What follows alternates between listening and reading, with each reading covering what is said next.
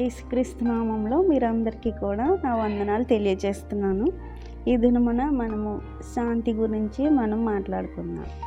దేవుడు శాంతిని మనకు అనుగ్రహించి వెళ్ళి ఉన్నాడు.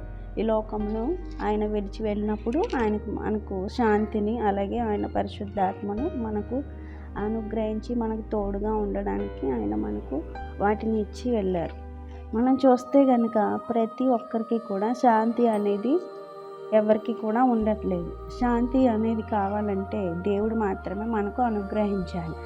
శాంతి లేదు అంటే మనకి ఏముందంటే కలవరం అనేది మనకు ఉంది, కాబట్టే శాంతి అనేది లేదు. మనం బైబిల్ గ్రంథంలో చూసినట్లయితే నెబుకద్నెజరు రాజు అయినప్పటికీ కూడా ఆయనకు ఒక కల వచ్చినప్పుడు ఆయన ఎంతో కలవరం పొందాడు. ఆ కలవరం వల్ల ఆయనలో శాంతి అనేది లేదు. ఎన్నో ఉన్నాయి, ఆయనకు ఐశ్వర్యము సమస్తము ఉన్నప్పటికీ కూడా ఆయనలో కలవరం అనేది వచ్చింది. ఎందుకంటే ఆయనకు ఒక కల వచ్చింది. ఆ కల యొక్క భావం తెలియక ఆయన ఎంతో కలవరపడ్డాడు. ఈ విధంగా చూసినట్లయితే దేవుని యొక్క జ్ఞానము, దేవుని యొక్క కృప, అలాగే దేవుని యొక్క ఆ యొక్క వివరణ మనకు లేనట్లయితే శాంతి అనేది మనకు ఉండదు. అలాగే చూసినట్లయితే మనము హేరోదు చూసినట్లయితే యేసుక్రీస్తు కూడా ఈ లోకంలో జన్మించాడు అని తెలియగానే, వేరొక రాజు పుట్టాడు అని తెలియగానే హేరోదు కూడా ఆయన హృదయంలో కలవరపడ్డాడు. ఎందుకంటే నాతో పాటు ఇంకొకరు సమానంగా వచ్చారు, నాకంటే రాజు ఎవరు అని ఆయన కూడా కలవరపడ్డాడు. అంటే ఆయనలో కూడా శాంతి అనేది పోయింది. అలాగే చూస్తే కనుక యేసుక్రీస్తు మత్తయి 24:7 చూస్తే కనుక ఆయన శిష్యులు వచ్చి దేవుణ్ణి అడుగుతారు, యేసు ప్రభు గారిని, ఈ లోకంలో రాకడకు ముందు ఏమేమి జరుగుతాయని అడిగినప్పుడు ఆయన చెప్తారు, జనము మీదకి జనము, యుద్ధములు జరుగుతాయని చెప్పారు. శాంతి అనేది ఉండదు అని దేవుడు మనకు తెలియజేశారు. ఈ విధంగా చూసినట్లయితే ఎక్కడా కూడా శాంతి అనేది లేదు. మనం కూడా చూస్తే మన జీవితంలో అనేక విషయాల్లో శాంతిని మనం కూడా కోల్పోతూ ఉన్నాం. మనం అనుకున్నవి జరగలేనప్పుడు, అనుకోనివి హఠాత్తుగా జరిగినప్పుడు శాంతిని మనము కోల్పోతూ ఉంటాం.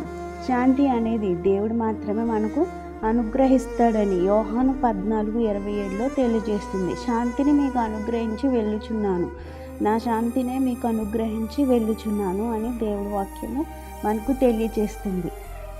మనం ఎప్పుడైతే ఆయనను చూస్తామో, ఆయనను వెంబడిస్తామో దేవుడు మనకి శాంతిని అనుగ్రహిస్తాడు. అది ఎప్పుడైతే మనలో వస్తుందో కలవరం అనేది మనలో నుంచి తొలగిపోతుంది.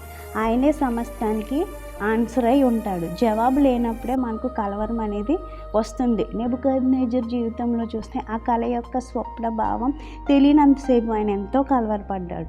ఎప్పుడైతే ఆయనకు ఆ యొక్క స్వప్న భావము ఈ యొక్క దానియేలు ద్వారా తెలియజేయబడిందో అప్పుడు ఆయనకు కొంచెం సమాధానం అనేది వచ్చింది. ఆ కళ యొక్క భావం తెలిసినప్పుడు ఆయన కొంచెం కుదుటపడ్డాడు. అలాగే చూసినట్లయితే మనలో కూడా ఎంతో శాంతిని మనం కూడా కోల్పోతున్నప్పుడు, మనకి ఏదో ఒక విషయం మీద అవగాహన లేనప్పుడు, దాని విషయంలో మనం డౌట్ పడుతున్నప్పుడు అది క్లియర్ అయిన తర్వాత మనకు సమాధానం, శాంతి అనిపిస్తుంది. ఈ విధంగా చూస్తే కనుక శాంతి ప్రతి ఒక్కరికి కూడా అవసరమై ఉన్నది. అది దేవుని యొద్ద మాత్రమే మనకు దొరుకుతుందని మనకు దేవుని వాక్యం తెలియజేస్తుంది. ఆయనను మనం అడిగినప్పుడు, ఆయనను మనం ఎప్పుడైతే అడుగుతామో శాంతిని అనుగ్రహించు అనేక విషయాల్లో మనకు కలవరాన్ని ఉన్నప్పుడు ఆ కలవరాన్ని తీయడానికి దేవుడు శాంతిని ఇచ్చినప్పుడు ఆ కలవరాలన్నీ కూడా పోతాయి. మనం యోహాను 14 చూస్తే మీ హృదయంలను కలవరపడనీయకుడే అని దేవుని వాక్యం తెలియజేస్తుంది. ఎందుకంటే ఆయన సమస్తానికి కూడా జవాబై ఉన్నాడు, అలాగే శాంతిని ఇచ్చేవాడై ఉన్నాడు. కాబట్టి మనకు సమస్తము కూడా ఆయన ద్వారా మనం అన్నిటినీ కూడా క్లియర్గా జవాబును అనేది పొందుకుంటాం. ఈ యొక్క మాటల ద్వారా దేవుని మిమ్మల్ని దీవించుగాక. ఆమేన్.